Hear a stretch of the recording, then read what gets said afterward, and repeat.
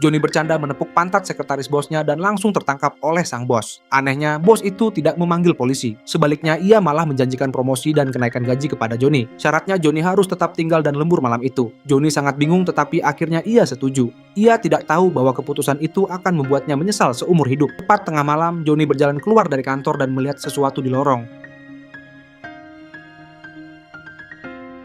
Ia sangat ketakutan hingga langsung bersembunyi di balik dinding. Setelah si pembunuh menyeret sebuah mayat pergi, Joni segera menyelinap masuk ke kamar mandi. Joni menyadari bahwa satpam di sana sudah mati. Saat itu ia mendengar langkah kaki pelan di luar. Joni dengan cepat menutup pintu lalu berdiri di atas toilet sambil berjongkok. Si pembunuh mendorong pintu kamar mandi, menghapus darah di wajahnya lalu berbicara pada tubuh satpam itu. Ketika Joni melihat gantungan kunci di pinggang satpam, ia sadar bahwa si pembunuh bisa masuk ke biliknya kapan saja. Joni melompat turun dari toilet tetapi tanpa sengaja memicu sensor. Dalam kepanikan, Joni kembali memanjat toilet. Saat si pembunuh berdiri, Joni menekan tombol flash. Si pembunuh mengira tubuh satpam itu tidak sengaja menyentuhnya dan akhirnya berbalik pergi. Beberapa saat kemudian, Joni bergegas keluar dari kamar mandi, tetapi bertemu dengan seorang rekan kerja yang juga lembur. Joni menceritakan tentang si pembunuh itu dan mereka pun bersiap untuk melarikan diri bersama. Mereka menemukan bahwa lift terkunci dan tangga darurat juga terhalang. Joni menyuruh rekannya menelepon bantuan. Ketika tiba-tiba mereka mendengar suara si pembunuh di belakang, si pembunuh menaruh tangannya di bahu rekannya, memberi isyarat agar telepon ditutup, lalu menodongkan pistol ke kepalanya. Saat Joni tiba di kantor, suasananya sangat sunyi dan mencekam.